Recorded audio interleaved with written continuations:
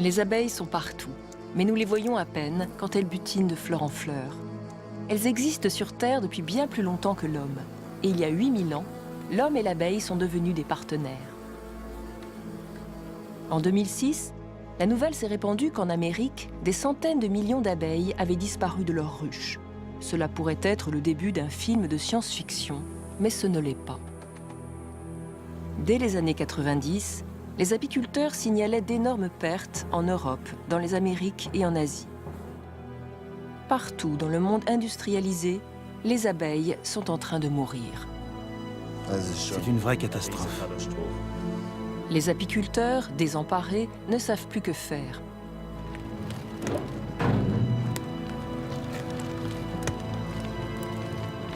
Des scientifiques de toutes les disciplines se sont mobilisés pour analyser le problème. En 4 ans, qu'ont-ils appris? La science peut-elle apporter une explication ou un remède?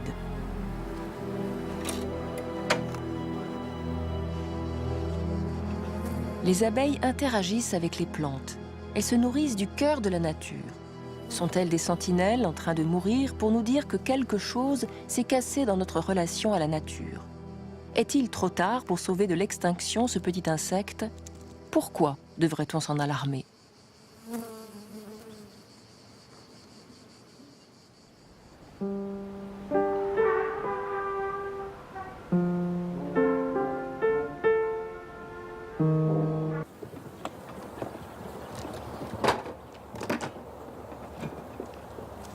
Chaque année, les apiculteurs du monde entier font le même rituel. Par un beau jour de printemps, ils ouvrent leurs ruches pour voir comment leurs abeilles ont survécu aux rigueurs de l'hiver. Mais depuis 4 ans, ce rituel est devenu un cauchemar. En Europe et dans les Amériques, les apiculteurs ont perdu 30 à 80% de leur cheptel. Et personne ne sait pourquoi. Pour moi, c'est bien plus qu'une source de revenus. Je suis très attaché à mes abeilles. Je ne supporte pas de voir ça. J'ai l'impression de les avoir laissées tomber. On n'a pas fait ce qu'il fallait. On aurait sûrement pu faire plus pour les sauver. C'est triste.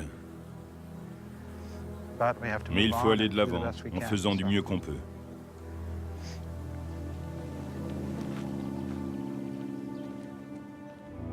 Comme des milliers d'autres apiculteurs, Ben Hogan ne récoltera pas de miel cet été. Plus qu'une. Mais ce n'est pas la perte du miel qui pousse des scientifiques comme Bernard Vessière de l'Institut national de recherche agronomique à étudier le butinage des abeilles. Elles sont un chaînon essentiel de l'alimentation humaine. Elles pollinisent la grande majorité de nos cultures, et cela inclut quasiment tous les fruits et légumes.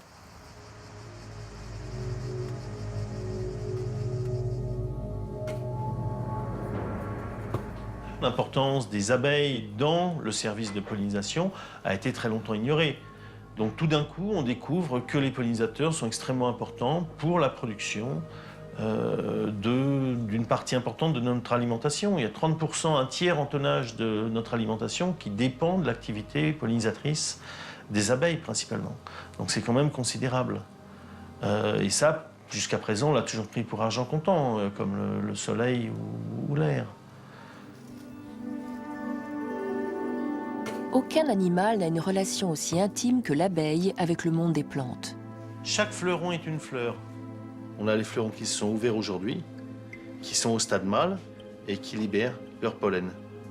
On a les fleurs au stade femelle, donc c'est 2 langues qui s'ouvrent et c'est là que doit être déposé le pollen pour avoir germination et fécondation.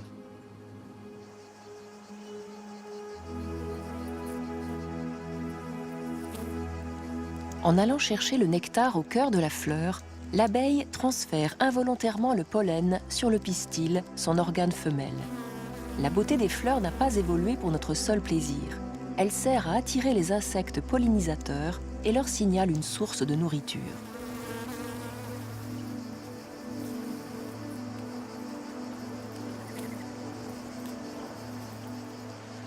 Alors l'une des grandes questions au niveau de la pollinisation, c'est le lien entre la faune pollinisatrice, donc sa composition et son abondance, et puis le service de pollinisation qui est réalisé.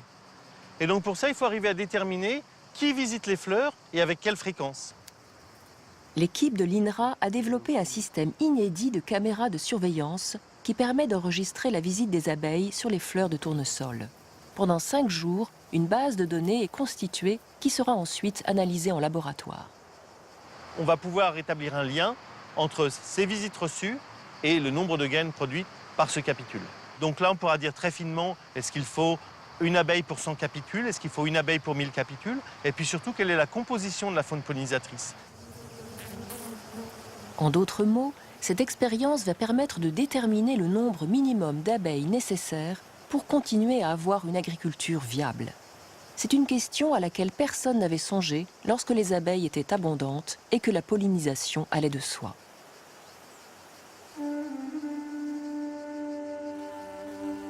Quelle est donc cette petite créature sur laquelle repose l'avenir de notre monde? L'Apis mellifera, ou abeille domestique, est un insecte construit comme une véritable machine à polliniser. Des poils branchus qui accrochent le pollen, des corbeilles fixées aux pattes arrière pour le transporter, 2 antennes pour communiquer et sentir en stéréo, une trompe pour boire le nectar au cœur de la fleur, 4 ailes qui battent 230 fois par seconde pour voler de fleur en fleur. Durant les 6 semaines de sa courte vie, elle produit l'équivalent d'1/8 d'une cuillère à café de miel et parcourt un total de 800 km. Mais Apis mellifera ne peut pas vivre seule. Elle habite dans des colonies d'en moyenne 30 000 individus qui récoltent le nectar et le pollen dans toutes les espèces de fleurs. Cet effort titanesque fait de l'abeille domestique le pollinisateur le plus efficace au monde. Mais il y a danger à ne dépendre que d'une seule espèce pour la pollinisation. La totalité de notre système agricole repose sur des fondations fragiles. Pendant l'été, des chercheurs de l'INRA vérifient des ruches toutes les 2 semaines. Si une colonie vient à disparaître, la cire, le miel et les corps d'abeilles sont analysés pour en déterminer la cause. Le problème est que personne ne l'avait fait avant que le déclin ne commence. Il n'y a donc aucun niveau de référence au monde pour une colonie en bonne santé.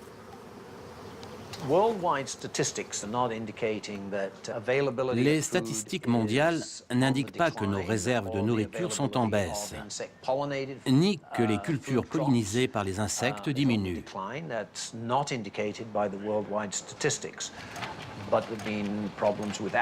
En revanche, avec la production de pommes en Chine, de melons en Israël ou de pommes au Pakistan et dans le nord-ouest de l'Inde, on observe que localement, il y a des problèmes. Pour le moment, la priorité, c'est d'éviter que ces problèmes deviennent plus importants et commencent à faire boule de neige. Reste à savoir combien de temps ce système tiendra. Une crise globale se profile. La demande de l'agriculture mondiale pour les pollinisateurs augmente beaucoup plus rapidement que les réserves. En 2005, en Californie, le système s'enraye. Il n'y a pas assez d'abeilles pour assurer la pollinisation des amandiers. La solution des producteurs est de faire pression sur le Congrès pour pouvoir importer des abeilles de l'étranger. 15 000 colonies sont alors expédiées d'Australie. Mais 1 an plus tard, un mâle étrange anéantit les ruchers à travers tous les États-Unis. Les abeilles disparaissent par centaines de millions, laissant derrière elles des ruches vides.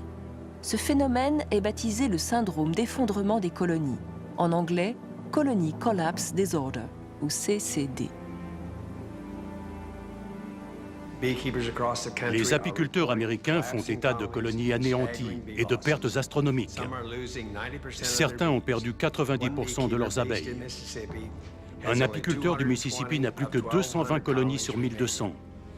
Un autre du Colorado a perdu 2800 colonies sur 4000. Alarmé par cette crise qui menace l'économie de l'agriculture américaine, le Congrès convoque apiculteurs et scientifiques pour faire le point sur cette mortalité soudaine. Le temps d'une session, les abeilles ont un porte-parole à Washington. May Berenbaum représente le groupe scientifique qui travaille sur le CCD. Avant l'apparition du CCD, nous estimions que si les populations d'abeilles continuaient de décliner au même rythme, l'abeille domestique disparaîtrait des États-Unis d'ici 2035. Le syndrome d'effondrement des colonies est le nom donné à un phénomène étrange caractérisé par la disparition soudaine et massive de la quasi-totalité des ouvrières de la colonie, laissant derrière elles des larves viables, quelques nourrices, une reine en bonne santé et une abondante réserve de nourriture.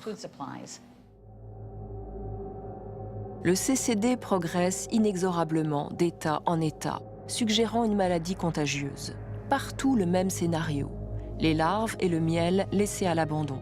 Aucun corps autour des ruches. L'urgence augmente alors qu'un total de 35 États sont touchés. Que se passe-t-il? Les chercheurs suggèrent un nouvel agent pathogène. Peut-être un virus importé avec les abeilles australiennes? Les apiculteurs, eux, pensent connaître la réponse. Une nouvelle classe de pesticides, les néonicotinoïdes, ont récemment été introduits dans les champs américains. Les apiculteurs sont malheureusement familiers avec les empoisonnements aux pesticides. Se peut-il que ces nouveaux produits chimiques aient des effets inattendus? Certains ont très vite dénoncé les néonicotinoïdes. C'est une nouvelle classe de pesticides, des neurotoxiques. Ils sont utilisés depuis le début des années 2000 et des États où ils sont fortement présents, comme l'Illinois, ont largement échappé au CCD. Or, si c'était la seule cause, le centre de l'Illinois devrait être l'épicentre du CCD. Et ce n'est pas le cas. Donc, en termes épidémiologiques, ça ne tient pas. Les chercheurs sur le CCD se dirigent vers d'autres pistes. Et les abeilles continuent de mourir. Les pertes de 2006 se reproduisent en 2007, en 2008 et en 2009. 36% des colonies meurent chaque année en Amérique.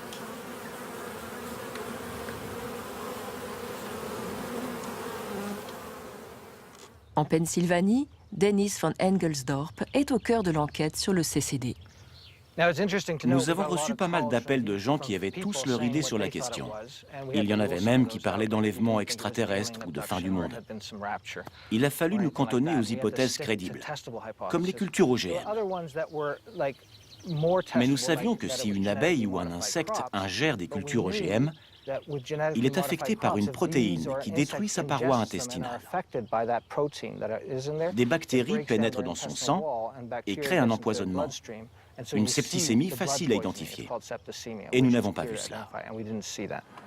La recherche sur des agents pathogènes semble plus prometteuse. Un virus rare, commun aux abeilles importées d'Australie et aux survivantes des colonies atteintes du CCD, est découvert. Une des premières découvertes a été le virus israélien de la paralysie aiguë. Il n'avait jamais été décrit en Amérique. Cela a suscité beaucoup d'intérêt, car dans cette étude, on voyait une relation entre ce virus et le CCD. Avec le virus israélien de la paralysie aiguë, ou IAPV, l'abeille est prise de tremblements puis de paralysie. En général, elle meurt à l'entrée de la ruche. Pas du tout les mêmes symptômes que le CCD, mais quasiment toutes les colonies atteintes du CCD ont le virus. La découverte fait miroiter la possibilité d'un traitement ou d'un miracle. Mais l'espoir est bref. La possibilité de l'IAPV comme facteur explicatif a été infirmée quelques mois après la parution de ce rapport. D'autres chercheurs ont trouvé dans leur congélateur des spécimens démontrant que l'IAPV était présent aux États-Unis depuis au moins 2002, soit avant l'apparition du syndrome d'effondrement des colonies. C'est donc une impasse, et le mystère reste entier. Se pourrait-il que le phénomène ne soit pas dû à une seule cause, mais à une convergence de plusieurs facteurs? Ou à une cause principale, qui affaiblirait les abeilles, permettant aux virus ou aux bactéries de faire le reste? Pour le moment, la question est sans réponse, et la cause de la disparition des abeilles, inconnue.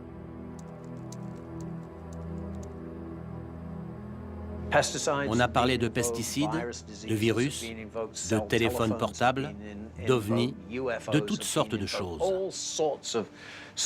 Certaines sérieuses, d'autres absurdes. Mais en définitive, nous ne connaissons toujours pas la cause. En 2007, le mystère s'accentue, alors que l'on signale des effondrements de colonies dans le monde entier. Mortalité massive en Amérique du Sud, à Taïwan, en Chine. 5 millions d'abeilles disparaissent en tout juste 48 heures en Croatie. Et des mortalités inexpliquées ont lieu dans tout le reste de l'Europe. Le CCD a effectivement attiré considérablement l'attention des médias sur cette mortalité massive de colonies d'abeilles domestiques. Maintenant, le problème, c'est que ça reste quand même extrêmement vague, puisqu'on ne connaît pas la cause essentielle qui conduit à ce symptôme. Donc savoir est-ce que c'est le même CCD en Europe, en France et aux États-Unis, c'est pas forcément évident puisqu'on ne connaît pas la cause, l'agent étiologique, ni en France, ni aux États-Unis.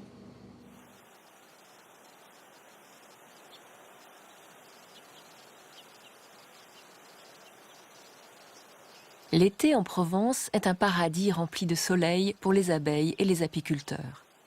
Mais il y a des problèmes même au paradis. Même ici, les populations d'abeilles déclinent, lentement mais sûrement, depuis plus de 60 ans.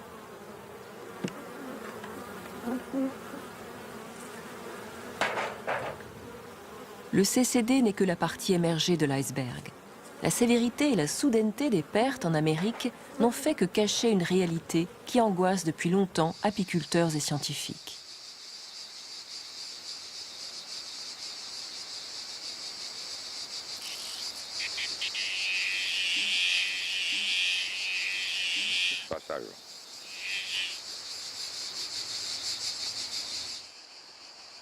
Si les cigales, les guêpes ou les papillons disparaissent, qui les remarquera ? L'apiculteur, lui, s'occupe de ses ruches quotidiennement. Quand les problèmes ont commencé, il a été le premier à les remarquer.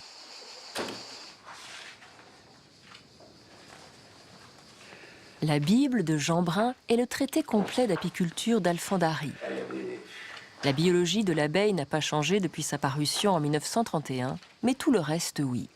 Son amour pour ce livre vient du fait qu'il montre des photos des ruches de son grand-père.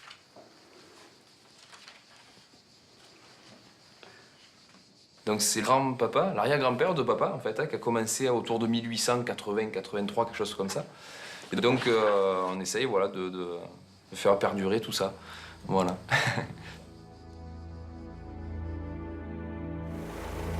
Après la Deuxième Guerre mondiale, la priorité était de nourrir les populations.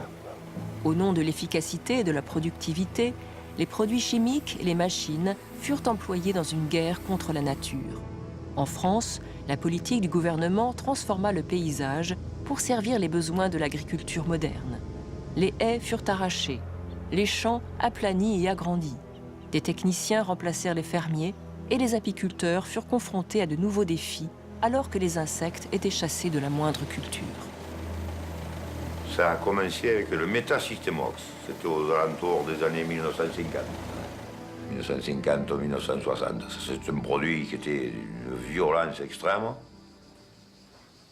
Mais là, ça a commencé sérieusement. Depuis, ça ne s'est jamais arrêté. Autrement, avant, ça n'existe pas. D'abord, il y a beaucoup de petits apiculteurs ou de moyens apiculteurs qui ont arrêté à cause de ça. Et ils ont préféré arrêter. Avant, il y avait énormément de petites exploitations dans les campagnes. Tout le monde avait 3, 4, 5 ruches. Ils faisaient leur provision de miel pour l'année, puis c'était fini. Maintenant, c'est terminé, ça. C'est fini, ça. Il y a environ 50 ou 60 ans, Saint-Rémy, c'était avant de devenir une région légumière et fruitière, c'était essentiellement que des fleurs, que des fleurs, que des fleurs. On avait de la marjolaine, on avait de l'oignon, on avait du chardon, on avait de tout. Et puis cette culture de graines ont disparu, ça a été remplacé par des cultures légumières, et puis après du fruit, et là on est obligé maintenant de transhumer, chercher les fleurs pour... C'est notre travail.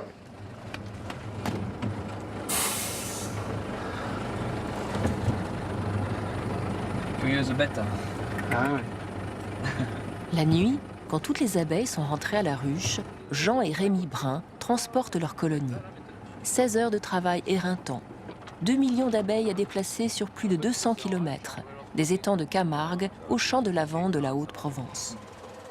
C'est un vrai stress pour les abeilles. Pourtant, les Bruns doivent faire cette transhumance 2 fois par an, à la fois pour protéger leurs abeilles des insecticides et pour leur apporter de nouvelles fleurs.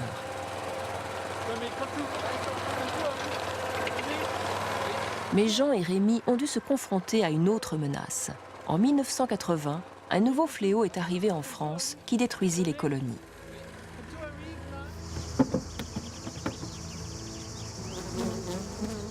Les populations d'abeilles se sont mises à chuter.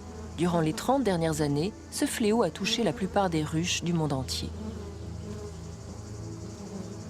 Au pôle abeille de l'INRA, Yves Lecomte affronte cet ennemi mortel de l'abeille.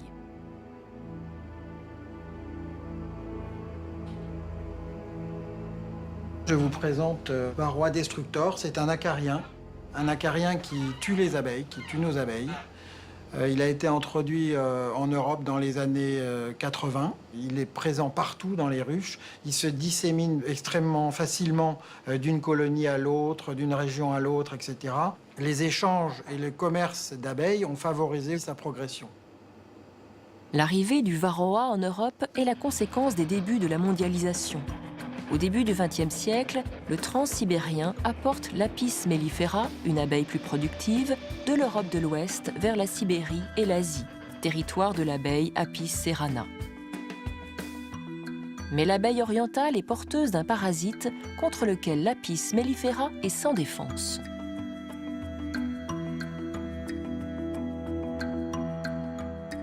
Quand l'Apis mellifera revient des années plus tard de l'Est vers l'Ouest, le parasite voyage avec elle.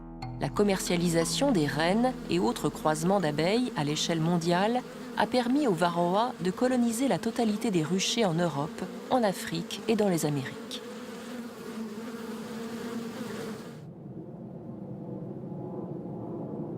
Même au nord de l'Europe, au fin fond de l'Écosse, le varroa destructor décime les ruchers. Il est arrivé ici en 1990 et depuis, il se propage en suivant les ouvrières de colonie en colonie à la vitesse de 8 km par an. Ici, il y a seulement 2 cadres d'abeilles vivantes. Je ne vois aucune larve ni aucun œuf. C'est mauvais signe. Cela signifie que la reine de cette colonie est morte pendant l'hiver. J'ignore pourquoi. Il s'agissait d'une jeune reine de moins d'1 an, alors à moins que j'intervienne, cette colonie est condamnée.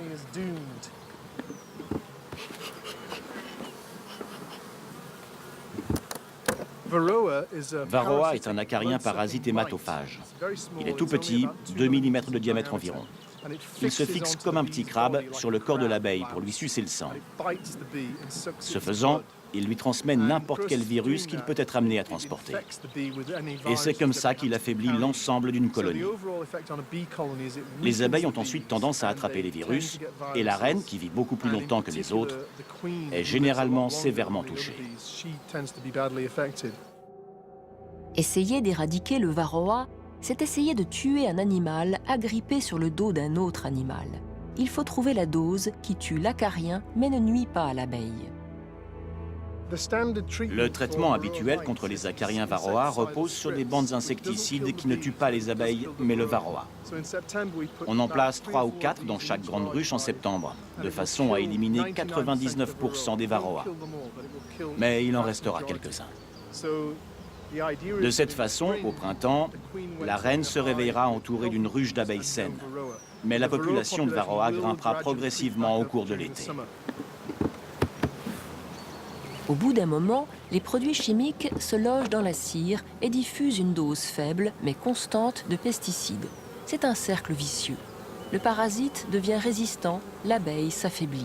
Mais sans produits chimiques, la colonie meurt. En cherchant les faiblesses du varroa, les scientifiques ont dénoué les secrets du cycle de sa vie, intimement lié à celui de l'abeille. L'abeille se métamorphose pour devenir adulte. Elle passe de l'œuf à la larve, à la nymphe, avant d'émerger de l'alvéole. le varroa se glisse dans l'alvéole de la larve et se reproduit. Les jeunes parasites se développent et s'accouplent avant que l'abeille adulte n'émerge. Les parasites accrochés à la jeune abeille infectent ainsi toute la ruche et le cycle est sans fin. Les parasites varroa sont dotés de grandes aiguilles au niveau buccal, un peu comme des aiguilles de seringue qui peuvent transmettre des virus. De plus, le varroa a dans sa salive une protéine qui, comme le virus du sida, s'attaque au système immunitaire des abeilles et permet donc aux autres virus de s'en emparer. L'arrivée du parasite varroa dans les années 80 a donc eu un impact réel sur la capacité des virus à se transmettre de colonie en colonie. Et c'est probablement la cause de la mort de la plupart d'entre elles. On accuse généralement l'acarien varroa, mais ce sont plus certainement les virus que ce dernier véhicule. Depuis 8000 ans, l'homme et l'abeille ont cohabité sans problème. Les abeilles avaient le temps de s'adapter aux petits changements initiés par l'homme. Mais la relation a tourné à la crise. Depuis 70 ans, l'homme a soumis les abeilles à la destruction de leur habitat, à des champs remplis de pesticides, à la transhumance, au varroa, à divers virus et maintenant à une nouvelle maladie mortelle mais inconnue. N'importe lequel de ces nouveaux facteurs environnementaux pourrait être la cause de leur disparition. Comment l'abeille domestique peut-elle y survivre? On a dans l'ouest de la France des colonies d'abeilles qui résistent au varroa sans aucun traitement et qui se portent bien.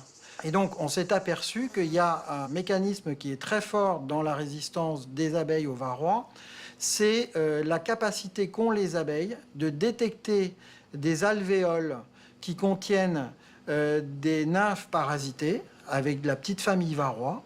Eh bien, quand ces abeilles résistantes détectent la petite famille varroa, elles détruisent tout ce qu'il y a à l'intérieur de l'alvéole.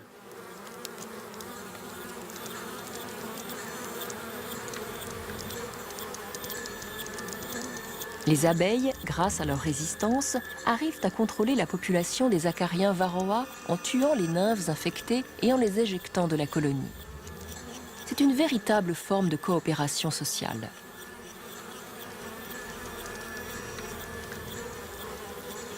En quoi ces abeilles résistantes sont-elles différentes des millions qui meurent du varroa?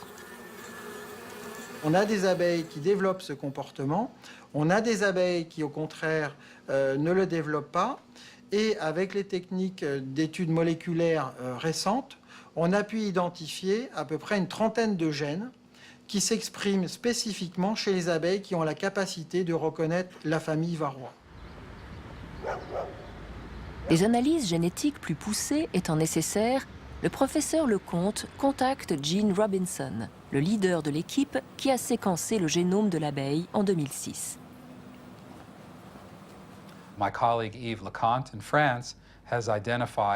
En France, mon collègue Yves Lecomte a identifié des souches d'abeilles plus résistantes que d'autres au varroa. Il a envoyé des échantillons de ces souches à mon laboratoire et nous avons analysé leur activité génétique grâce à la puce AND afin d'expliquer cette résistance.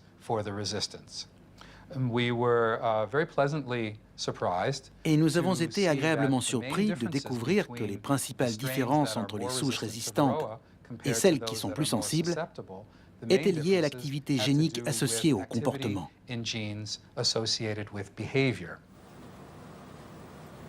La résistance au varroa est une forme d'immunité collective plutôt qu'individuelle. C'est ce qu'on appelle un comportement hygiénique. Comparé à d'autres insectes qui ont été séquencés, les abeilles ont moins de gènes d'immunité et de détoxification. Par elles-mêmes, l'abeille est faible face aux pathogènes et aux poisons. En revanche, une forte disposition génétique pour la coopération sociale peut compenser en partie cette faiblesse immunitaire de l'individu.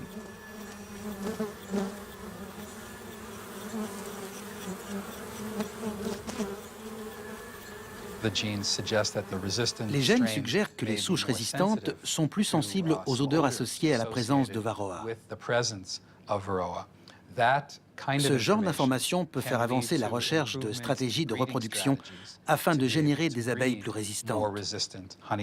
Cette sélection d'abeilles sera une sélection tout à fait classique, c'est-à-dire on peut produire des reines, on peut produire des mâles, récolter le sperme des mâles et faire l'insémination des reines par le sperme de mâles sélectionnés. Et comme ça, on peut orienter notre sélection sur une abeille qui produira du miel et qui sera résistante au varroa. Mais est-ce aussi simple que cela? L'insémination artificielle est plus adaptée au laboratoire qu'au rucher. Les dzabos, père et fils, sont des reproducteurs commerciaux de reines. Et avec la mortalité grandissante des abeilles, les affaires marchent bien. Dans le monde entier, les scientifiques disent « On veut élever des abeilles résistantes aux acariens. Certaines résistent aux acariens. Comment y arriver ?» Créer des abeilles résistantes au varroa, c'est comme créer un mouton résistant au loup. C'est peut-être possible, mais très difficile, et on ne sait pas comment faire. Voilà un acarien varroa, le responsable de nombreuses morts d'abeilles. Je suis devenu producteur de reines parce qu'il y a des années, les acariens ont tué mes productrices de miel. C'est une manière de faire vivre l'abeille et d'utiliser son potentiel de reproduction. Les abeilles ont un potentiel de reproduction incroyable et tant qu'on peut le maximiser, on peut garder une longueur d'avance. Mais ça nécessite un effort permanent.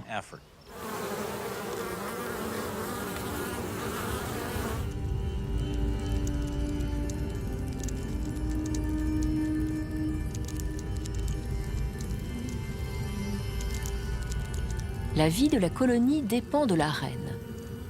Elle est la mère de toutes les abeilles dans la ruche. Une suite d'ouvrières la toilette et la nourrit jour et nuit. Elle l'aide à pondre jusqu'à 2000 œufs par jour.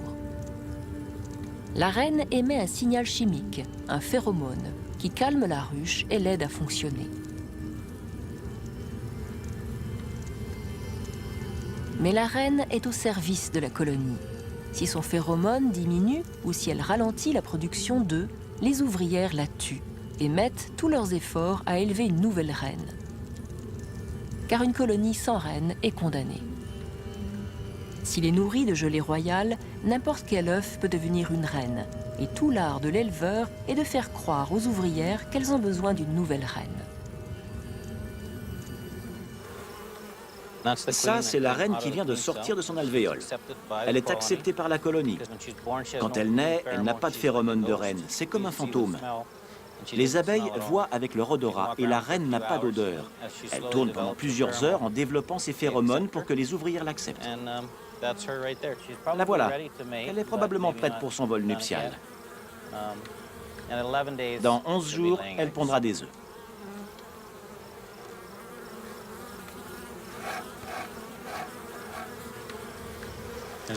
Il n'y en a qu'une par cage. C'est nécessaire, car si elles le pouvaient, elles se battraient entre elles.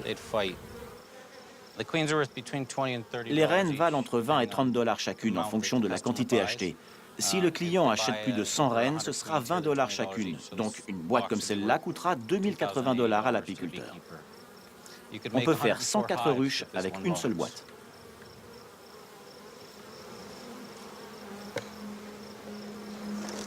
Le marché détermine les caractéristiques de l'abeille domestique. Les apiculteurs préfèrent des abeilles douces et productives. Et ce sont ce que les éleveurs produisent. Une centaine d'éleveurs fournissent les centaines de milliers de reines achetées et vendues chaque année en Amérique du Nord.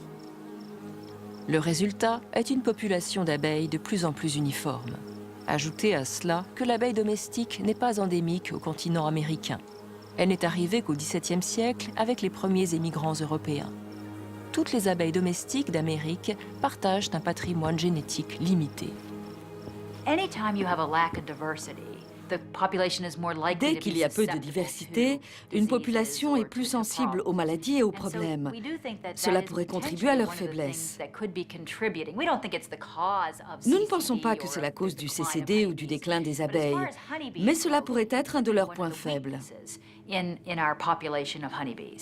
Si les abeilles dans le monde sont faibles face à la maladie, c'est en partie la faute de l'homme. En essayant de produire une abeille parfaite, on a risqué d'éliminer certaines qualités nécessaires à son adaptation. Pour l'entomologiste Mark Winston, l'élevage intensif met l'avenir de l'abeille domestique en péril. Aujourd'hui, l'évolution de l'abeille domestique est contrôlée. Les apiculteurs font énormément d'élevage et fabriquent des reines qu'ils envoient dans le monde entier. Ce sont ces mêmes reines qui peuplent les colonies, constituant une grande partie de la ressource génétique actuelle. L'abeille est l'un de ces organismes qui, même domestiqués, était encore assez sauvage il y a peu. Ce n'est que dans les 20 ou 30 dernières années que les abeilles domestiques se sont éloignées du monde sauvage pour un univers bien plus sélectif et contrôlé.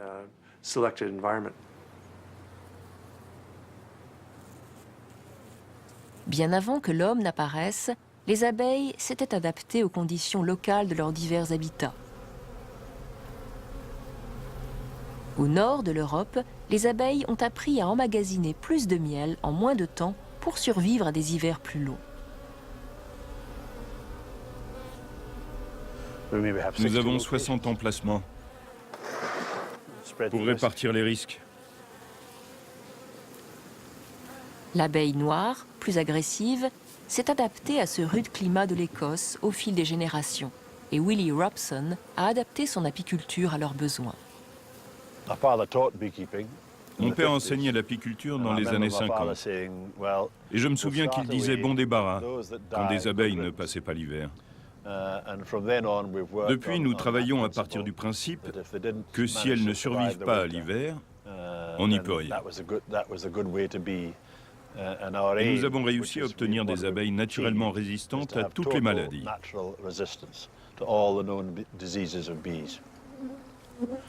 Avec la progression du varroa, nous espérons qu'elles y résisteront aussi. Ce ne sera pas de mon vivant, mais probablement dans 50 ans. Les abeilles sont capables de s'adapter.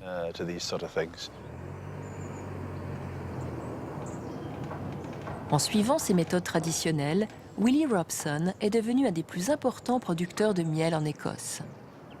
Il a toujours fait confiance à la nature.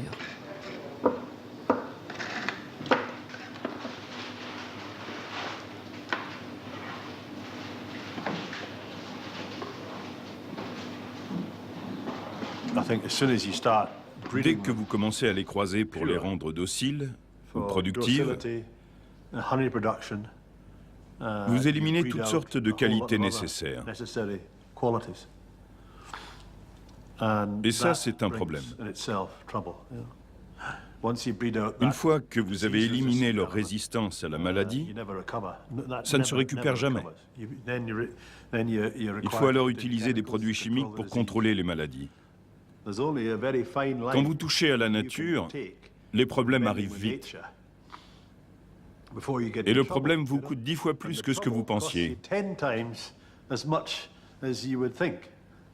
Un problème qui touche aux vivants, croyez-moi, c'est toujours un cauchemar.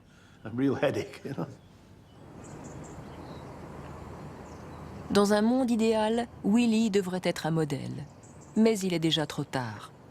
Si les apiculteurs du monde entier décidaient aujourd'hui d'adopter une méthode aussi radicale que la résistance naturelle, la plupart de leurs abeilles mourraient et l'économie agricole mondiale s'effondrerait. Tout le monde s'est posé la question, qu'est-ce qui se passe si les abeilles domestiques disparaissent? Or, on n'a pas de remplacement actuellement. Un hectare de luzerne en fleurs, un hectare d'amandier en fleurs, c'est plusieurs millions de fleurs qui vont devoir être visitées par des abeilles, par des pollinisateurs, pour obtenir une pollinisation optimale. Et ça, on ne peut pas l'obtenir, même avec des colonies de bourdons, même si les bourdons sont plus efficaces que les abeilles domestiques pour certaines cultures, ils ne vont pas pouvoir, une colonie de 50 bourdons lorsqu'elle est livrée, même 100 bourdons, par rapport à une colonie de 30 000 abeilles domestiques, bon, on n'est pas du tout au même niveau de population pour réaliser ce travail de pollinisation.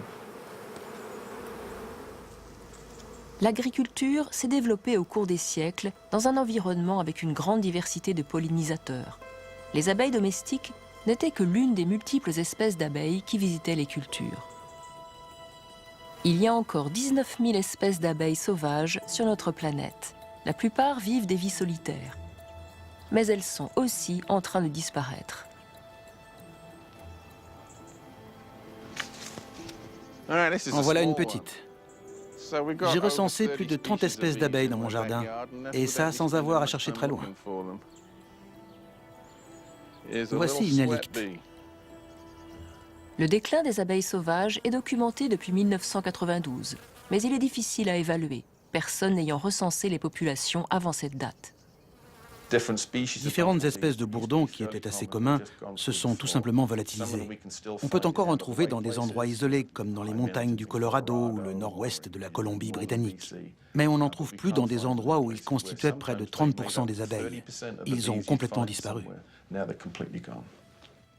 Lawrence Packer dirige le plus grand laboratoire d'études des abeilles sauvages au monde. Les abeilles sauvages pollinisent la plupart des fleurs sauvages. Donc imaginez les conséquences si les fleurs sauvages cessaient de se reproduire. Il n'y aurait plus de fruits ni de baies pour nourrir les oiseaux, plus de noix, etc. pour nourrir les ours. Les écureuils n'auraient rien à manger. L'écosystème dans son ensemble n'aurait plus rien à voir avec celui que nous connaissons aujourd'hui si les abeilles disparaissaient. La plupart des abeilles sauvages sont des pollinisateurs très spécialisés. Certaines ne se nourrissent que d'un seul type de plante. Si l'abeille disparaît, la plante disparaît. You see it all the way up there? Il ressemble à une guêpe, ouais, mais c'est une abeille. Un antidium, c'est une mégachilidée. Donc ça, c'est un bourdon terrestre, Bombus terrestris. Tu as un autre bourdon ici. Il y a une diversité de plantes ici, à laquelle correspond une diversité d'abeilles. On a une communauté de plantes, une communauté d'abeilles. Si on modifie un élément du système, c'est tout le système entier qu'on modifie. Les deux ont coévolué ensemble et les deux peuvent périr ensemble.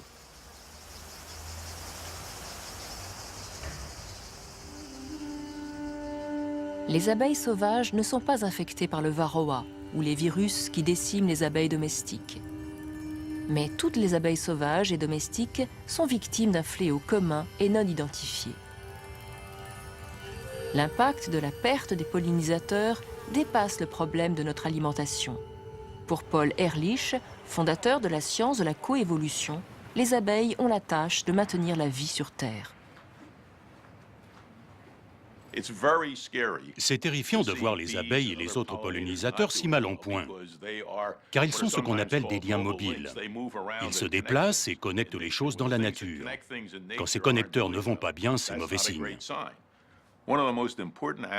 L'un des aspects les plus importants du fonctionnement de l'évolution, qui a permis l'apparition des organismes qui peuplent la planète, qui nous permet de subsister et qui a donné naissance à notre propre espèce, c'est qu'il n'obéit pas uniquement à des pressions physiques et environnementales comme le froid, le vent, mais aussi à des pressions exercées par d'autres organismes.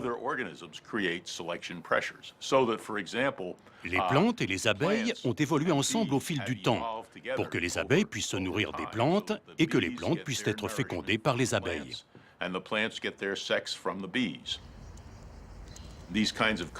Ces mécanismes coévolutifs complexes sont parmi les aspects les plus importants du processus d'évolution. Ce ne sont pas seulement les abeilles et les fleurs qui ont évolué ensemble. La coévolution fonctionne comme un réseau. Il existe une créature qui a un impact sur tous les autres êtres vivants. L'homme. C'est la première fois dans l'histoire de notre planète que l'étendue des activités humaines empiète autant sur le système naturel. Et c'est aussi la première fois que la civilisation humaine dans son ensemble risque de s'effondrer. Nous allons peut-être disparaître à cause des abeilles.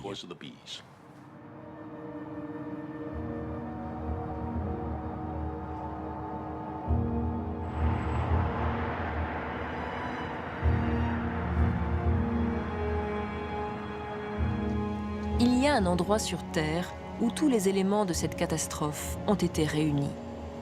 Un lieu manipulé aux dépens de la nature. Un lieu où la monoculture a remplacé la biodiversité. C'est une écologie totalement dépendante des caprices de l'homme.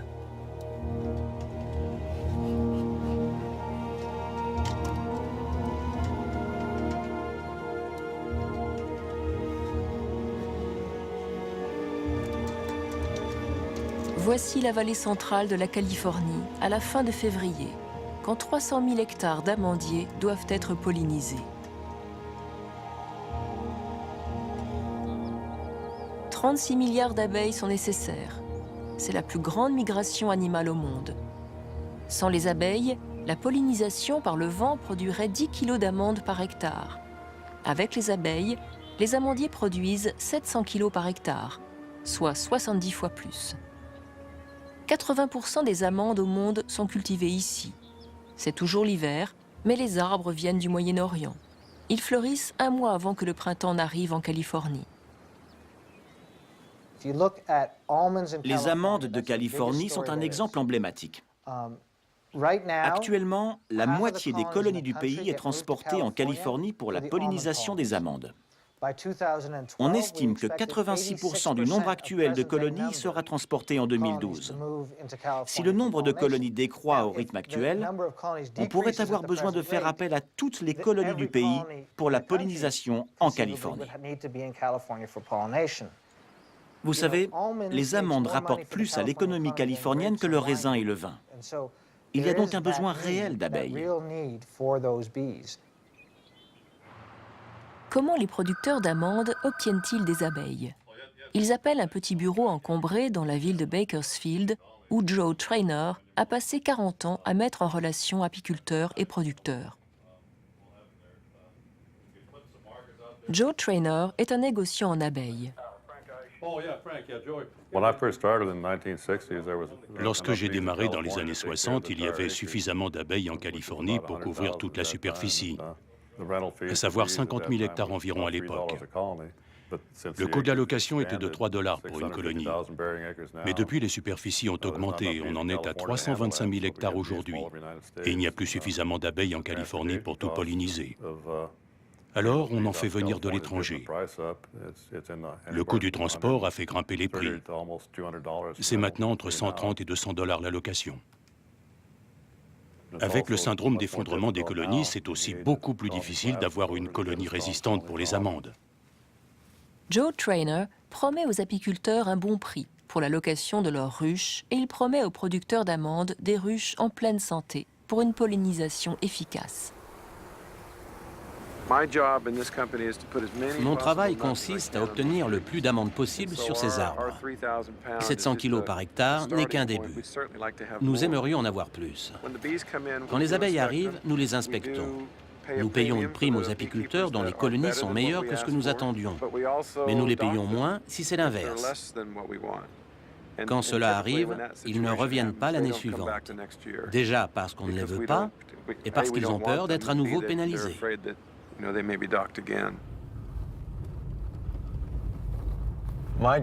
Mon boulot est de mettre l'abeille sur le chemin de la prospérité, de déterminer là où elle sera la plus efficace. Il faut que je pense comme une abeille, il faut que je pense aux ressources disponibles. Je suis sous contrat, donc je suis guidé par l'amélioration du profit.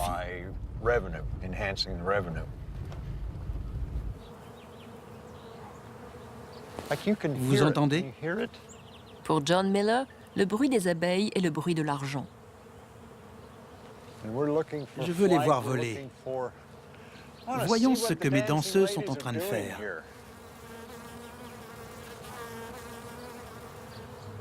Regardez cette fleur. Vous la voyez? Elle vient de s'ouvrir. Les grains de pollen sont juste là, dans la partie fleurie. Celle-là s'est ouverte hier. Elle a déjà été butinée. Vous voyez la différence entre les deux? Le pollen a été fouillé, poussé, remué par l'abeille qui s'est affairée dans la fleur. John Miller est l'un de ces quelques dizaines d'apiculteurs industriels qui gardent ces ruches en mouvement perpétuel.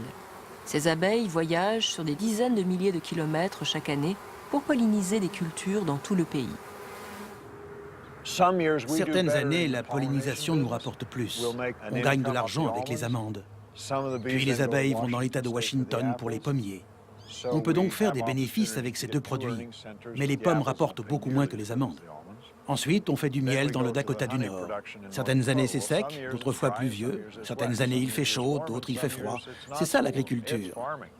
Vous lancez les dés chaque année. Un agriculteur doit savoir accepter les risques. Certaines années sont bonnes, mais d'autres sont terribles. Mais pour les abeilles, même une bonne année est terrible.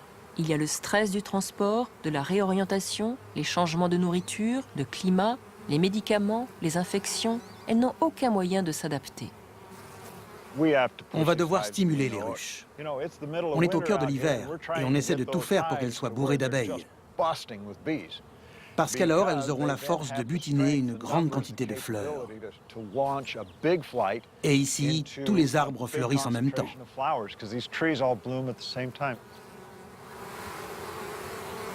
Bingo.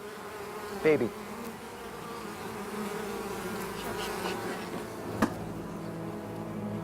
Un apiculteur itinérant peut gagner jusqu'à 75% de son revenu annuel en tout juste 3 semaines de pollinisation d'amandiers. Mais cela veut dire pousser ses abeilles au-delà de leurs limites. Pour entretenir les ruches, quand l'une d'entre elles est en mauvais état ou si une reine est malade, on supprime la vieille reine, on ajoute du couvain ou des œufs ainsi qu'une nouvelle reine. C'est comme ça qu'on obtient une nouvelle ruche. Avec plus de 600 millions d'abeilles, Ron Spears est l'un des apiculteurs les plus importants au monde. Il y a 7 à 10 ans, les reines pouvaient faire 2 saisons. Avec les acaricides que nous mettons dans les ruches, les déplacements permanents et les longues saisons qu'on leur impose, la reine continue à pondre 10 ou même 11 mois par an. Les reines sont tout simplement épuisées. C'est du bétail, comme les chevaux ou les bovins, et elles finissent par ne plus arriver à pondre les 1500 à 2000 œufs qu'elles doivent produire chaque jour pour maintenir une colonie d'abeilles en bonne santé.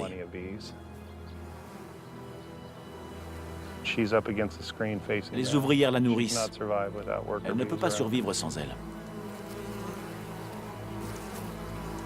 Ron Spears achète ses reines à Hawaï, 7 à 8 000 par an.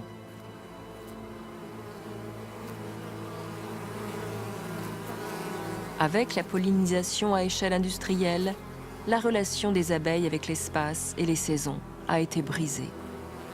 Ces immenses monocultures qu'elles pollinisent sont des paysages artificiels et éphémères.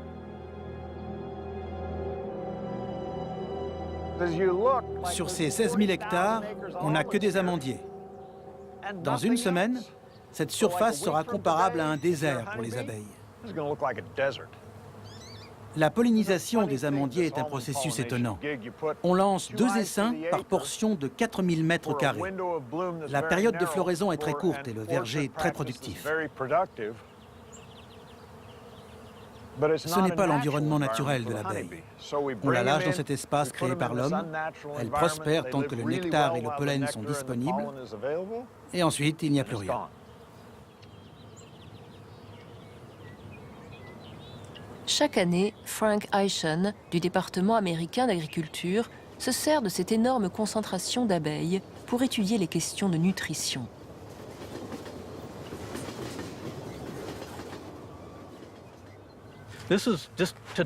Ça, c'est le pollen de la journée. Il y a du bleu, on ne sait pas trop ce que c'est. On a aussi du jaune, du blanchâtre, mais la teinte prédominante, c'est le marron. Nous devons déterminer la quantité de pollen d'amande.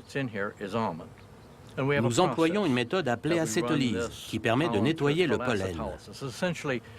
Nous pouvons comptabiliser les différents types de pollen que les abeilles apportent. C'est la vraie mesure de ce qu'elles font dans ces arbres.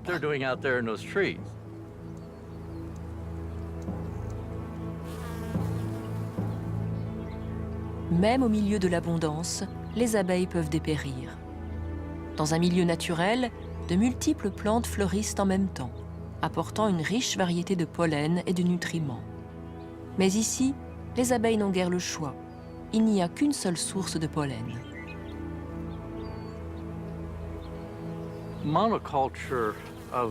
La monoculture d'échelle est très répandue dans l'agriculture américaine. Cela peut poser problème, notamment si les micronutriments sont présents en faible quantité, voire absents de l'alimentation des abeilles, du pollen dont elles se nourrissent. Elles peuvent avoir des carences. Il faut donc mettre en place un système d'alimentation riche en protéines, en graisses, en vitamines et en minéraux de bonne qualité pour les colonies, afin qu'elles se développent rapidement et qu'elles atteignent la taille requise pour la pollinisation des amandes. Cette méthode de gestion des colonies est nouvelle. Ce métier s'apparente de plus en plus à l'élevage de cochons ou de poulets parce qu'il faut nourrir les abeilles.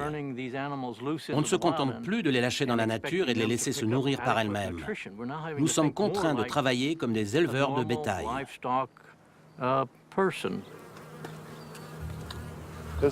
C'est une ruche qui a déjà été traitée. Voilà une pâtée nutritionnelle, un sac de menthol, et ça c'est du Thaïlande, un antibiotique. Cette science-là, qui se prétend au service de l'abeille, est en vérité une science au service d'un système qui l'exploite jusqu'à la mort. Si les abeilles doivent être nourries et bourrées de médicaments, c'est parce qu'elles ont été placées dans un environnement où il leur est impossible de s'adapter. Il faut les nourrir de façon à les stimuler pour qu'elles soient fortes. Si on ne les stimule pas avant la floraison, elles ne sont pas suffisamment efficaces au moment où la floraison commence, mais plutôt vers la fin.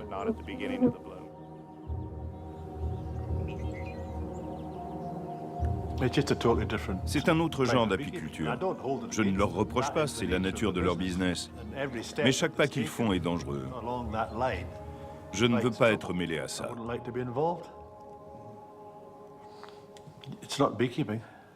C'est pas de l'apiculture, c'est un champ de mine.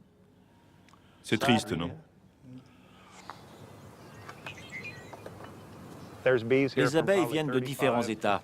C'est un peu comme si on réunissait du bétail en provenance de 35 ou 40 États dans le même parc d'engraissement. L'exposition aux maladies, aux virus et autres est énorme. Nous, on vient, on installe nos ruches, on lâche les abeilles et on s'en va. Tous les maux de l'abeille sont réunis ici. Les parasites et les virus prolifèrent.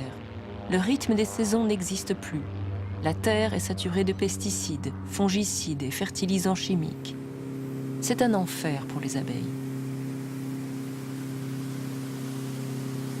C'est chez ces apiculteurs industriels que le syndrome d'effondrement des colonies est apparu.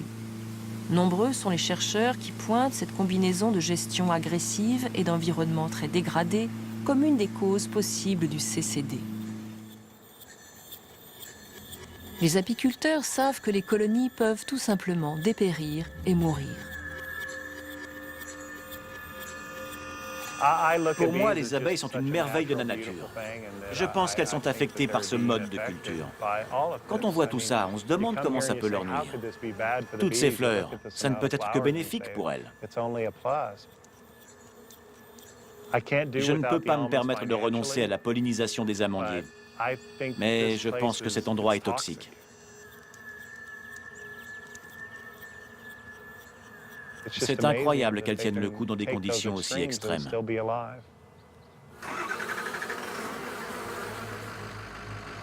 Si les abeilles survivent ici, c'est parce qu'elles ne restent pas longtemps et parce que la pollinisation des amandiers est un système bien rodé.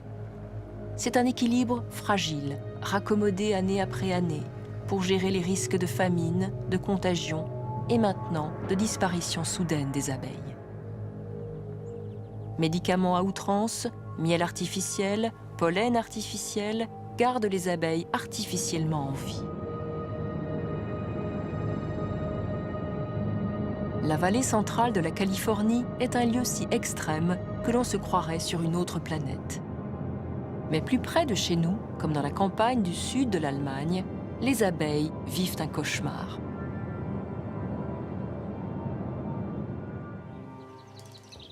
En mai 2008, dans le Baden-Württemberg, les machines qui plantaient des semences de maïs traitées aux pesticides ont soulevé un nuage de poussière.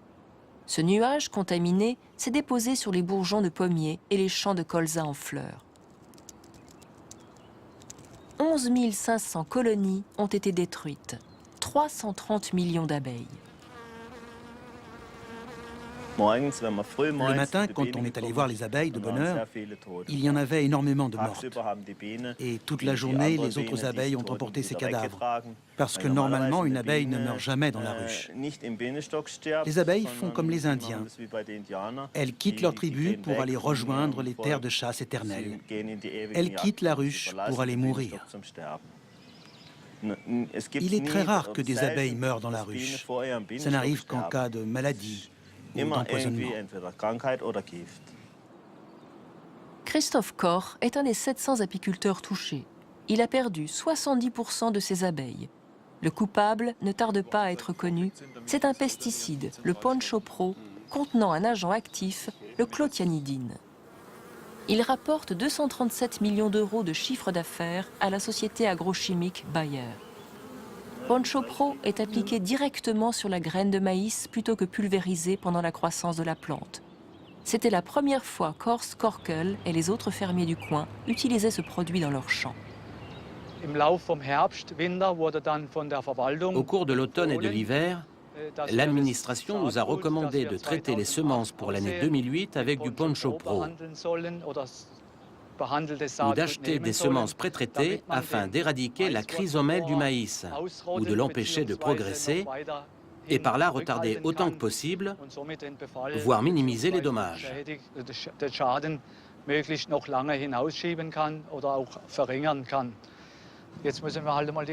Nous ne savons plus sur quel pied danser. D'un côté, ça nous a été recommandé, et voilà maintenant que les apiculteurs sont après nous à cause de leurs abeilles.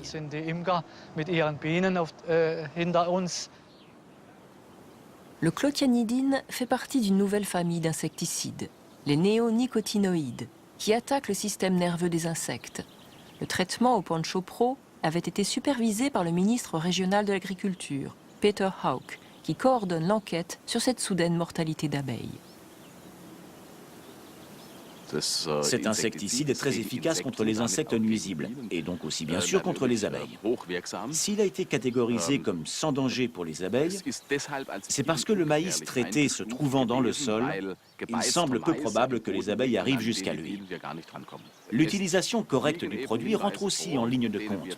Or, certains faits semblent justement indiquer, et c'est la piste que nous suivons actuellement, parallèlement à la question du dédommagement, que les semenciers n'auraient pas correctement effectué l'enrobage, c'est-à-dire que l'agent adhésif utilisé pour fixer l'insecticide au grain de maïs aurait été défectueux. Tout semble a priori clair. Ce serait un simple accident. Mais au cours de l'analyse par le laboratoire d'État, des résultats embarrassants apparaissent.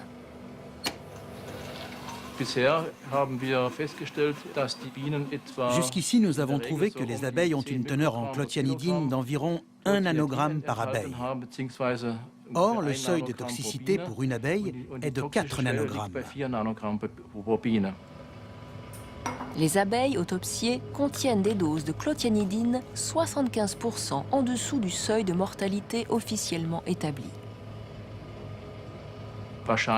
Il est probable que dans les circonstances données, cette substance soit en réalité plus toxique qu'on ne l'avait cru.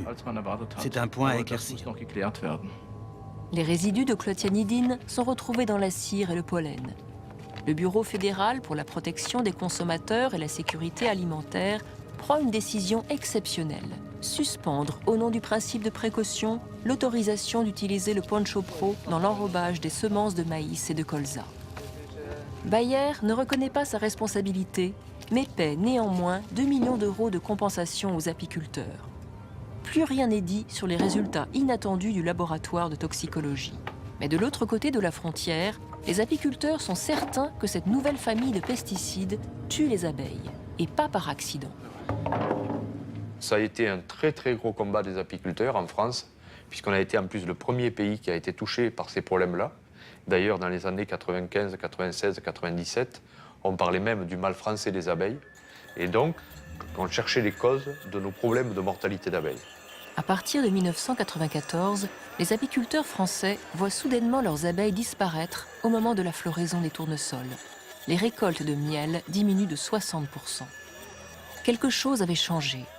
Cette même année, Bayer avait introduit un nouveau pesticide néonicotinoïde systémique pour le traitement des tournesols, le gaucho, qui allait devenir leur produit le plus rentable. 556 millions de chiffres d'affaires par an. Les apiculteurs se battent pendant des années et réussissent enfin à se faire entendre par les plus hautes instances de l'État. L'INRA, le CNRS, le CETIOM, plusieurs organismes de recherche ont travaillé sur ce sujet. Le ministère a mis en place un comité scientifique et technique composé d'experts où les apiculteurs n'ont pas participé. Et ces 15 experts ont pris tous les dossiers scientifiques, toutes les études, ont fait un protocole pour savoir si elles étaient sérieuses et si on pouvait les prendre en compte au niveau de la répétabilité, au niveau de la pertinence des analyses, etc. Et sur les 500 ou 450 ou 500 études, ils en ont gagné peut-être 150 ou 200. Et puis, ils ont observé les différents scénarios, comment l'abeille était exposée. Et ils ont conclu à un risque significatif pour les abeilles. Le gaucho, utilisé sur le maïs et sur le tournesol, est un néonicotinoïde, comme le Poncho Pro.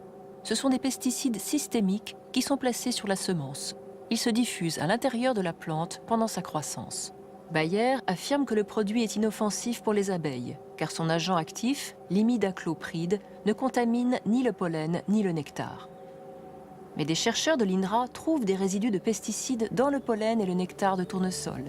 Et des études de laboratoire démontrent que des doses aussi infimes que 3 parties par million d'imidaclopride affectent les abeilles. Face à ces contradictions, le ministère de l'Agriculture suspend le gaucho au nom du principe de précaution en 1999. La suspension est ensuite étendue à un autre neurotoxique, le régent, du groupe BASF Agro. Les suspensions pour le gaucho et le régent sont toujours en vigueur. Aujourd'hui encore, les firmes ne reconnaissent pas la toxicité de ces produits. Mais le problème s'est décalé, parce qu'à l'époque, il n'était qu'en France. Après, il est arrivé en Allemagne, il est arrivé en Italie, il est arrivé en Espagne. Et à mesure que le produit s'est répandu dans le monde, partout, il y a eu les mêmes problèmes. L'évolution a été majeure et très insidieuse, en fait. Le public a l'impression qu'on n'utilise plus de pesticides. On ne voit plus dans les champs de pulvérisateurs avec des rampes de pulvérisation absolument énormes, ces nuages que tout le monde a vus dans des films, et ainsi de suite. Et donc, on a l'impression que dans nos campagnes, c'est merveilleux, on n'utilise plus de pesticides. Ce qu'il faut quand même réaliser, c'est que ces pesticides ont une toxicité suffisamment importante pour que quelques milligrammes déposés au niveau de la semence suffisent à rendre toxique l'ensemble de la plante, même au stade floraison. Et donc, toute la faune pollinisatrice, là, ce n'est pas spécifiquement l'abeille domestique, c'est vraiment toute la faune pollinisatrice, dès l'éclosion de la larve, en fait, pendant toute sa vie, va être alimentée avec une nourriture contaminée. Mais la toxicité des néonicotinoïdes ne s'arrête pas à la seule contamination du pollen et du nectar. En 2009, des chercheurs italiens trouvent que des plants de maïs traités exudent des doses létales de pesticides dans une sorte de sève liquide qui se forme à l'extérieur de la plante. Ces gouttelettes sont jusqu'à 1000 fois plus toxiques que du nectar contaminé. Une abeille qui boit ce liquide meurt en quelques minutes. Bayer répond qu'il n'y a aucune preuve que les abeilles puissent être en contact avec ce liquide dans la nature, car produit par la plante au lever du jour, il s'évapore avant que les abeilles ne commencent à butiner. Bayer estime aussi que des expériences faites en laboratoire ne sont pas représentatives de ce qui se passe dans les champs. Les études en plein champ sont en effet difficiles. Les abeilles butinent sur une superficie de 3 km² autour de la ruche, visitant plusieurs centaines de fleurs par jour. Dans ces conditions, comment les étudier et suivre leurs mouvements ?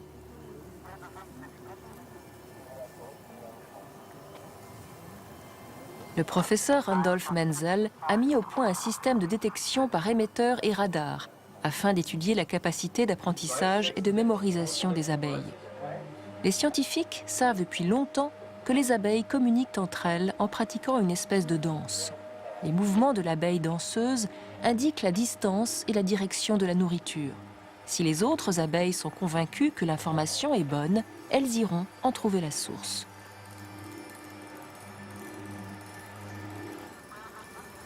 Une abeille est dressée à aller butiner une première source de nourriture. De retour à la ruche, cette abeille se retrouve en contact avec une abeille danseuse qui indique une autre direction. À la sortie de la ruche, l'abeille est équipée avec un émetteur et elle doit donc faire un choix. Va-t-elle visiter le point A, la première source qu'elle a mémorisée, ou le point B, la source indiquée par la danseuse? Sa décision est suivie par radar. Incroyablement, l'abeille va aller au point A, puis directement au point B, sans avoir à repasser par la ruche. Elle navigue donc comme si elle s'était construite une carte en juxtaposant sa propre expérience et les informations reçues dans la ruche. C'est une découverte étonnante, parce que cela signifie que les informations données par cette danse symbolique sont presque aussi importantes que celles qu'elles apprennent toutes seules. C'est un comportement très sophistiqué, mais aussi très vulnérable, car une perte de la mémoire ou de l'orientation peut être catastrophique, et pas seulement pour l'abeille individuelle. Ça y est, c'est bon, elle est sortie. Dans ce champ, nous avons fait l'étude d'une substance qui était développée par une compagnie pharmaceutique. Je ne peux pas vous donner son nom. Et nous avons observé que cette substance affectait le système muscarinique-cholinéaire et handicapait les insectes au point qu'ils ne pouvaient plus naviguer. Les pesticides peuvent empêcher la formation de la mémoire. Et sans cette mémoire, l'abeille ne peut pas rentrer à la ruche et la colonie dans son ensemble risque de s'effondrer. Or, n'est-ce pas justement ce qui s'est passé aux États-Unis avec le CCD?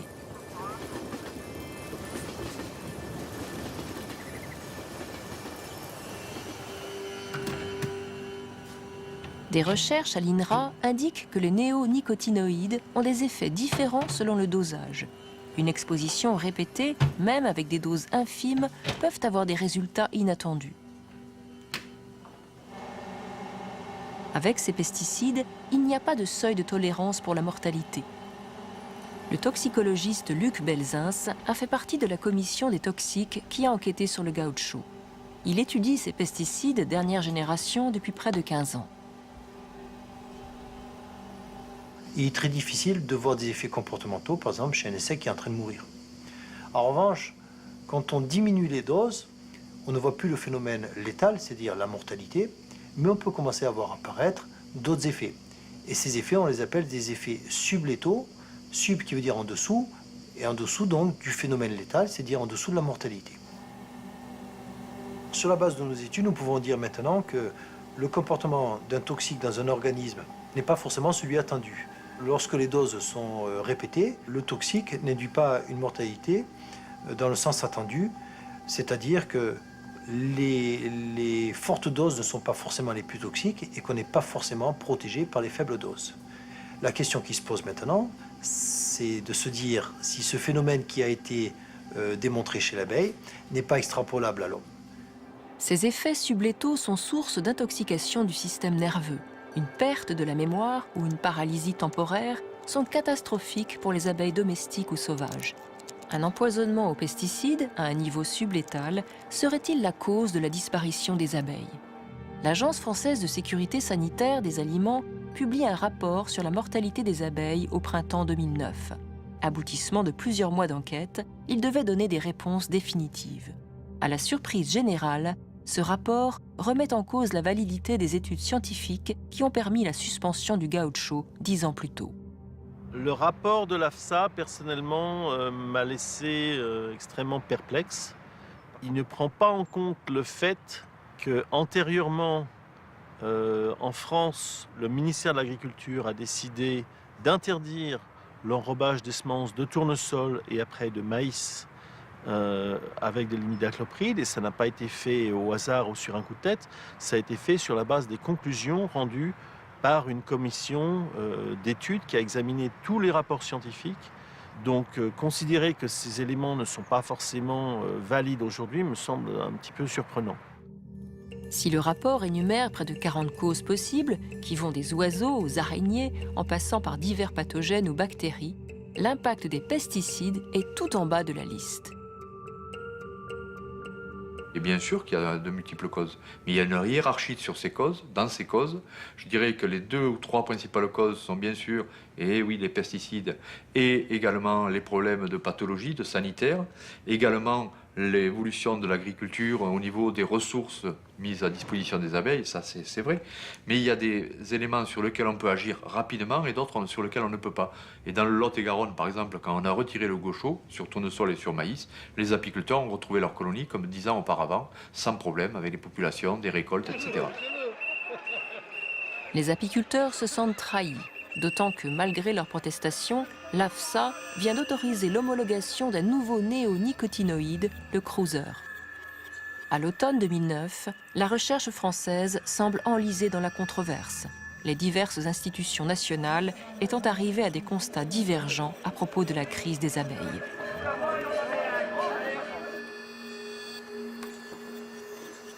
Pendant ce temps, aux États-Unis, les travaux d'un des chercheurs sur le CCD, Marianne Fraser, prend un nouvel élan. La série de tests sur l'action des pesticides dans des ruches en plein champ, qu'elle conduit depuis plusieurs mois, montre que les abeilles sont continuellement exposées à de nombreux polluants chimiques. Et ce ne sont pas seulement les abeilles adultes qui sont affectées.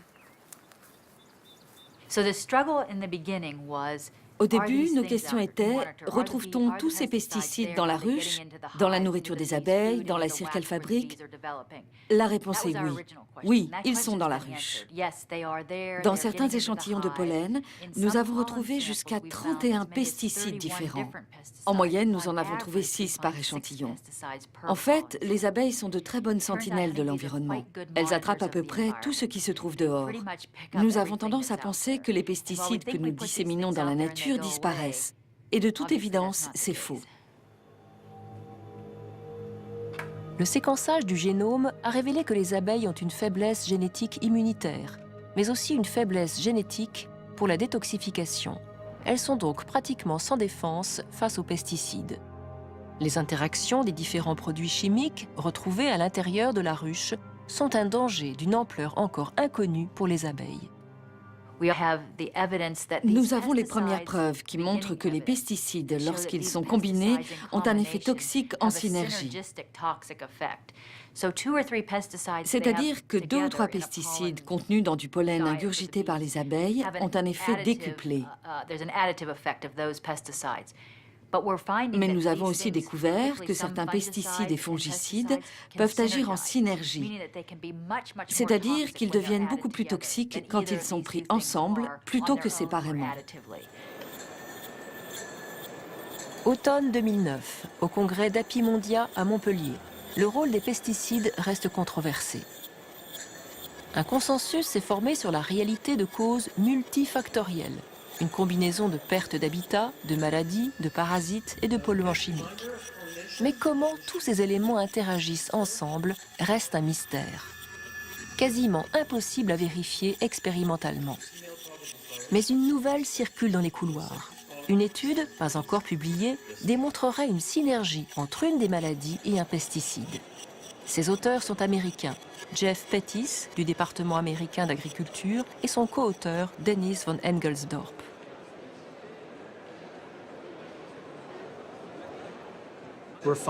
Nous avons découvert que les concentrations de virus sont beaucoup plus importantes chez les abeilles atteintes du CCD. Mais puisque nous n'avons pas trouvé de virus ou de pathogènes consistants, ça veut dire qu'il y a un autre facteur. Un facteur qui détruit leur système immunitaire et les rend plus vulnérables à la maladie. L'autopsie des abeilles atteintes du CCD avait révélé au moins 4 types de virus par abeille. Les abeilles étaient aussi infectées par une maladie fongique, soupçonnée d'avoir détruit des milliers de colonies en Espagne, le Nosema serrana. J'ai récemment mené une étude en collaboration avec Dennis et d'autres scientifiques. Nous avons exposé des colonies à une faible concentration d'insecticides néonicotinoïdes et nous leur avons inoculé le Nosema, un parasite qui s'attaque au tube digestif de l'abeille. On a constaté une hausse du taux de Nosema comme réponse directe au faible dosage de néonicotinoïdes, ce qui n'a pas été le cas des abeilles qui avaient simplement été nourries de protéines. Tu as constaté cet effet avec une très faible concentration de pesticides. Et c'est toute la question. S'il y a un effet avec une si faible dose, on ne l'aurait pas découvert au cours de notre recherche, parce que le taux était inférieur au seuil de détection. On savait que les abeilles étaient exposées parce qu'on les avait exposées. Mais sans ça, tu n'aurais jamais su qu'elles l'avaient été. La conclusion est que ce sont les interactions qui sont probablement la clé.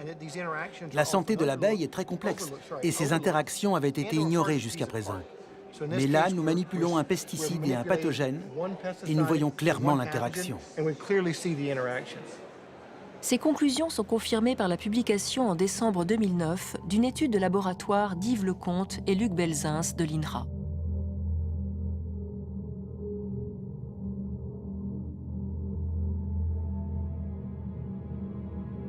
Même à des niveaux indétectables, les pesticides néonicotinoïdes affaiblissent l'immunité de l'abeille. Si ceci est la réponse au mystère du déclin des abeilles, alors la simple élimination de ces pesticides pourrait les sauver.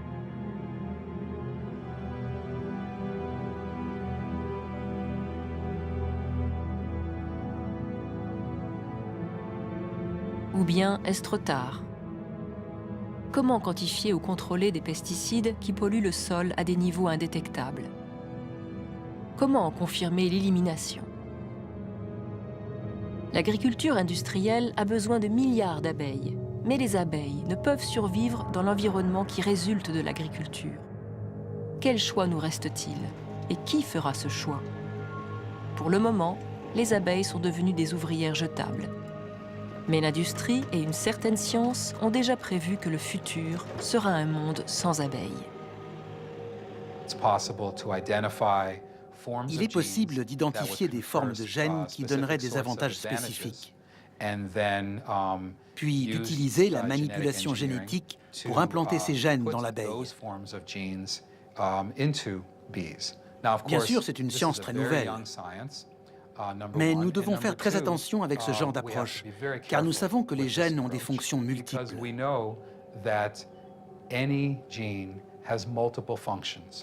Il n'existe pas de gène qui ne fait qu'une seule chose. Les outils sont là pour fabriquer des abeilles qui seront plus productives dans notre environnement agricole. Mais nous devons avancer prudemment.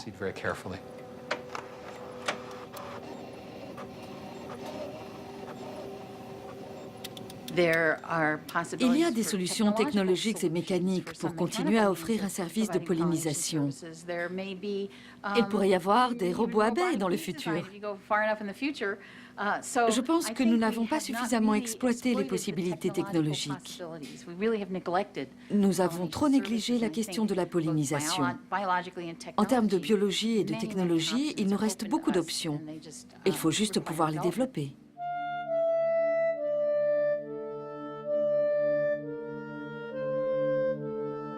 Est-ce donc la solution? Des super abeilles génétiques ou des abeilles robots?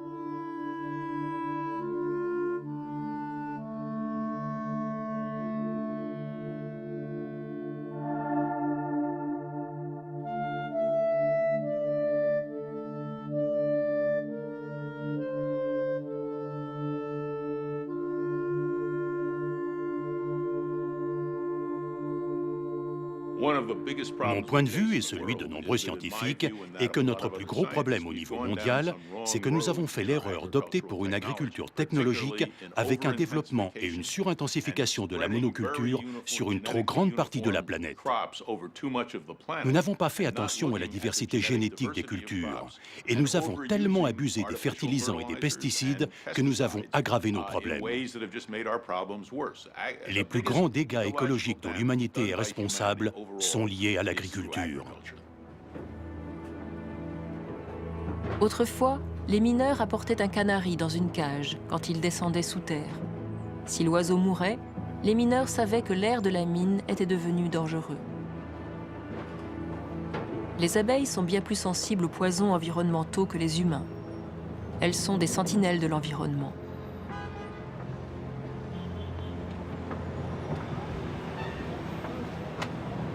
Quand le canari mourait, les mineurs évacuaient la mine. Aujourd'hui, les abeilles meurent. Qu'allons-nous faire? D'ores et déjà, les apiculteurs et leurs abeilles ont trouvé refuge dans les villes.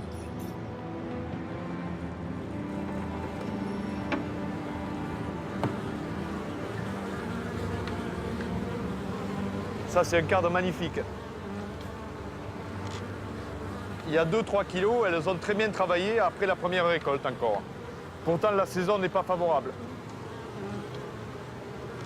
Les abeilles se portent mieux ici, en cœur de ville, que dans les zones de grande culture. Elles produisent plus de miel, il y a moins de mortalité. C'est quand même un vrai signal d'alarme.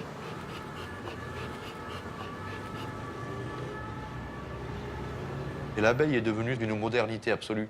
Si on règle le problème de la survie de l'abeille, qui a quand même 80 millions d'années, elle était là bien avant nous, hein, on règle également des questions d'environnement, des questions d'agriculture, etc. Et c'est très important.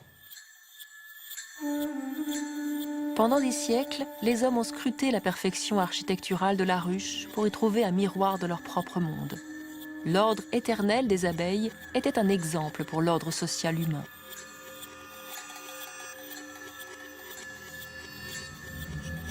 Dans une centaine d'années, quand les hommes regarderont en arrière et imagineront ce que c'était de vivre dans un monde avec des abeilles, comment imagineront-ils l'univers de la ruche ?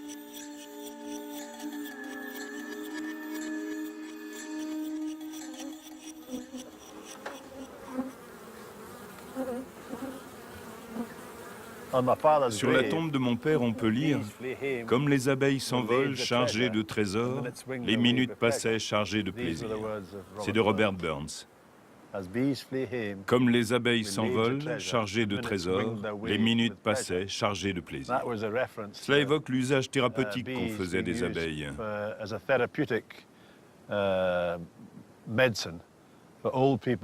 Les personnes âgées et les convalescents restaient assis à contempler les abeilles.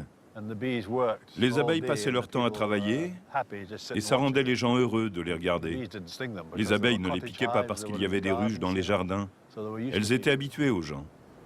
Je vis à la campagne, une campagne magnifique. Je m'occupe des abeilles et je communique avec les gens du coin. On forme une communauté de campagne. Je rencontre des bergers, des fermiers et des propriétaires terriens. C'est un mode de vie. Moi, je suis l'apiculteur. Ils ont tous un métier. Ce serait dommage de voir tout ça disparaître.